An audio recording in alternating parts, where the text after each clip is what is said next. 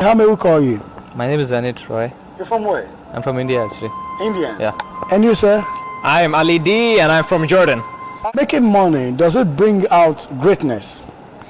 Well, this is the thing. Money is not greatness per se. Money is a tool of measurement. For example, let's say a measurement of wealth is how much money you have in the bank. That's how people perceive you. But it gets sick to the point where it's not just praise, it's health. For example, you need treatment, you don't have enough money, you're not worthy of getting the treatment even though you have it, because it's only a measure. For example, let me just push a little bit further. If you're going to build a house tomorrow and you go over there and you have the cement, you have the rocks, you have the wood, you have everything set up, and then the contractor says we can't build. You ask him why, he says we don't have any centimeters.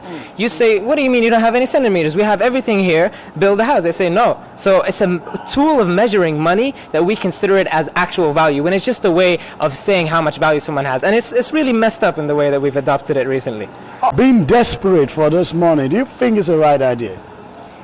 Being desperate is not really a choice that you have. I mean, yeah, you can, in the end, ultimately, in my religion, it says the ultimate treasure is that of being content with what you have. Okay. The ultimate, to truly have something that has value, it's not what you have, it's how you perceive it, because beauty, like they say, is in the eye of the beholder. Yeah. So in the same way, one man's trash is another man's treasure. To you could be living a simple life and be happy with it, but a guy could be really like spending all his money on, let's say, drugs and whatnot, not content, even though he's much richer than the other guy.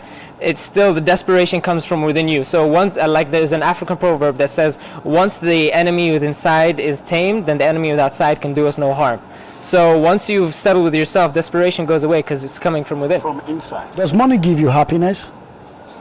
It can give you happiness. Money is, again, a tool. Money is a tool. You can get happiness with it, you can get sadness with it. When they say in order to truly be happy, you must ask yourself, what would I do if money was no object? If money was no object in my life, what would I want to be doing? And a lot of times we find ourselves not choosing what we're doing today, and that's the biggest problem. So I think money can bring happiness in the right circumstances, but it doesn't necessarily equate to happiness. You must find a purpose, something that fulfills you, something that when you do, you get out of your body. You know, when you drive a car on autopilot, you don't feel it, something like that. For me, for example, it's a bit of music. So whenever I'm writing, I'm jamming, it's a completely different feeling, it's surreal, I get lost in it. So for you to be able to at least help out humanity, leave a footprint on the world, like Lim Kok Kwing says. So what will you say to the world today?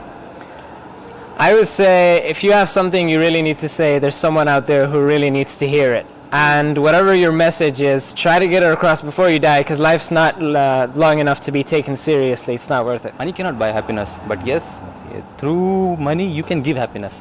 Okay. So try to be rich for others.